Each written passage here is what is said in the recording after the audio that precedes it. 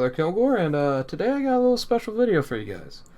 I initially picked up a Dreamcast to disassemble it and put in a Raspberry Pi. Well, out of curiosity, while I was disassembling it, I noticed it had a bad capacitor on the power supply. Well, I replaced the capacitor, and lo and behold, power supply worked again, and it turned on.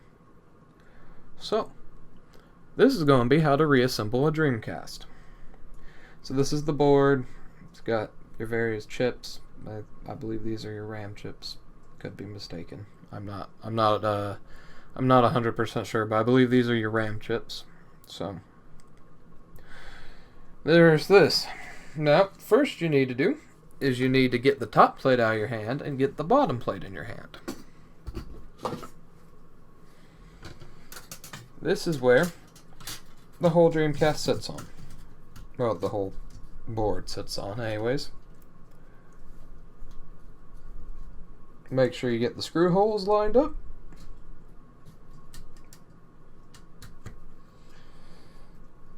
And once you get that done, you're good to go to put the bottom plate in the Dreamcast. So you pick your disassembled Dreamcast bottom up. You put this in. You get that bottom plate to seat. Then you make sure that your audio or AV out and your serial out is right, and then your internet port is right. And once that's right, you're good to go. Normally this won't be in here, but you put it in next. So you just slide into these two little tabs, and there you go. Let me move the controller out of the way. Alright, next is the top plate. You first you feed the controller ribbon cable through, and then next the power supply signals. I'm not sure if that sends signals or if it sends data, if we're honest, but I'm pretty sure that sends power. This is where your disk drive will slot into, and that's what sends it the signal. So next you put the controller board up here. You slide it in. It just the ports will just kind of pop in there. They're not 100% secure right at this second.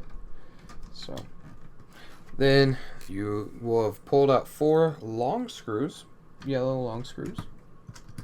You put those in to hold this piece of machinery down. Oh, it's not a piece of machinery. It's a piece of electronics down.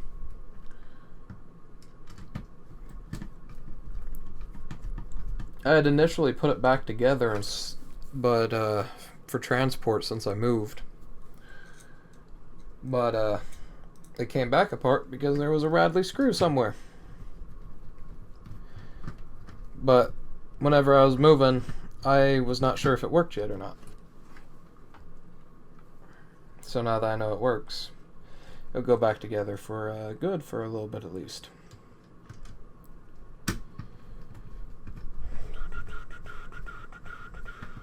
Boom.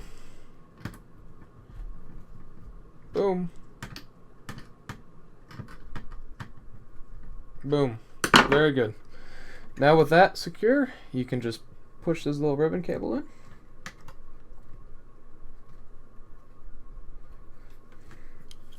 Now you go down to fastening this board.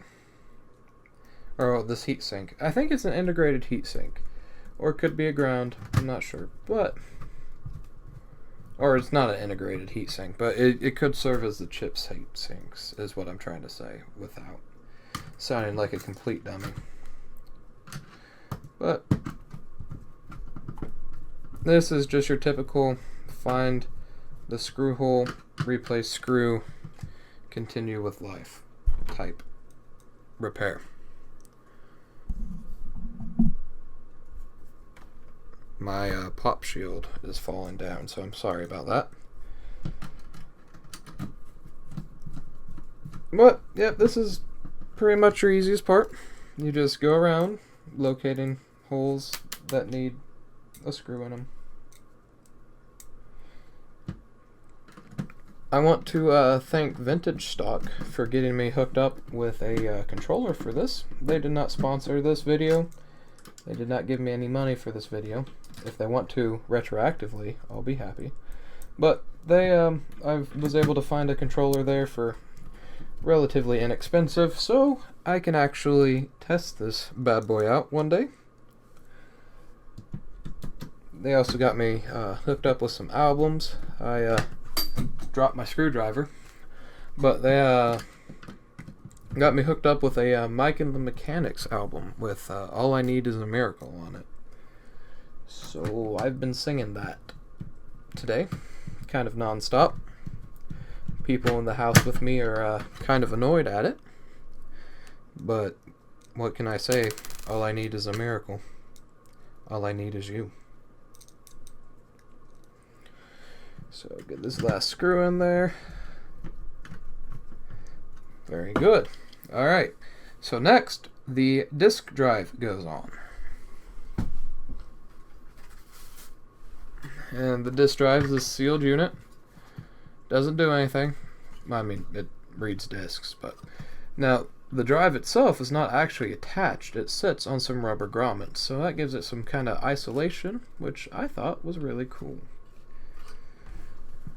Then you just line up the screw holes, line up the pins on the bottom, and you screw it in after you drop your screwdriver again. But if you guys know any place to get Dreamcast games, I'm all ears. I need some, because literally all I got was the case.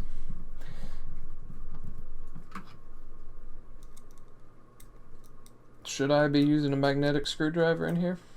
Probably not. Am I? Yes.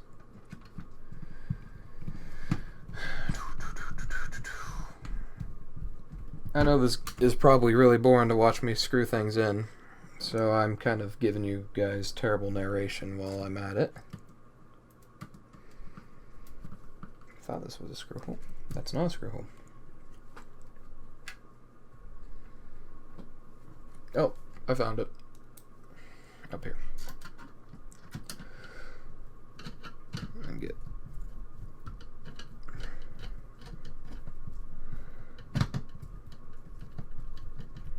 Alright, disk drive in. Next comes your power supply. Actually, I lied.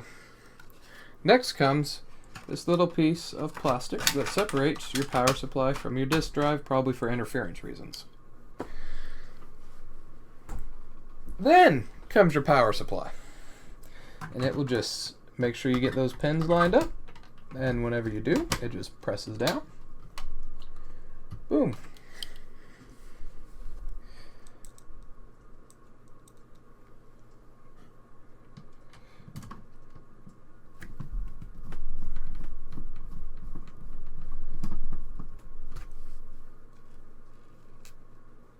And then you have another screw up here.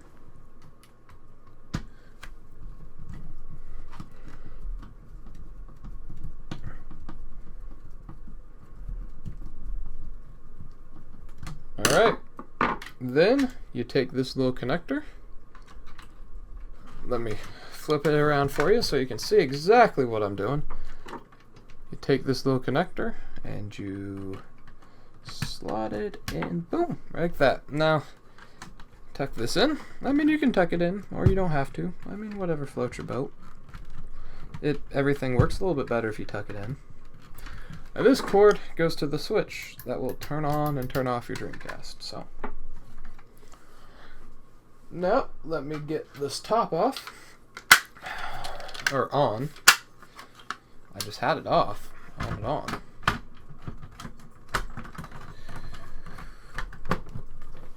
Get it seated nice.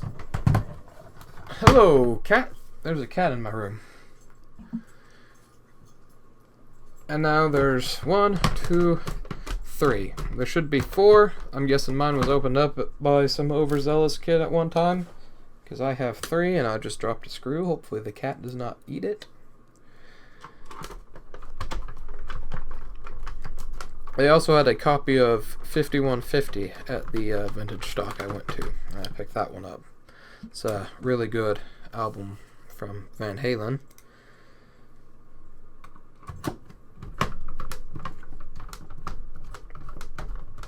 Or at least, I think it's a really good album.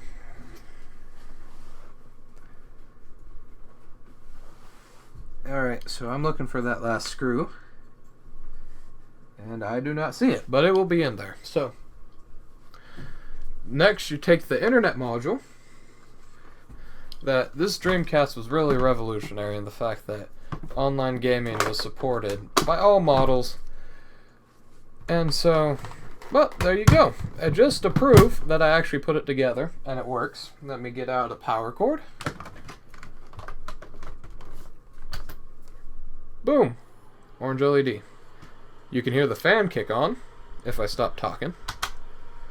And I'll put in a disc. A Netgear Wi-Fi disc.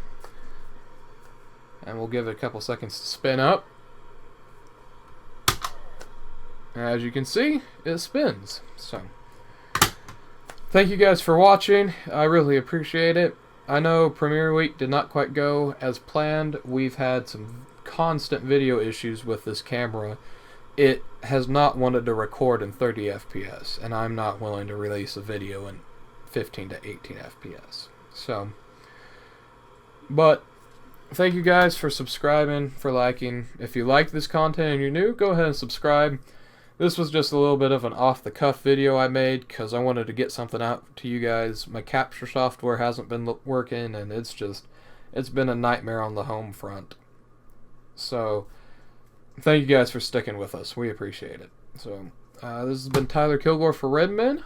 Thanks for watching.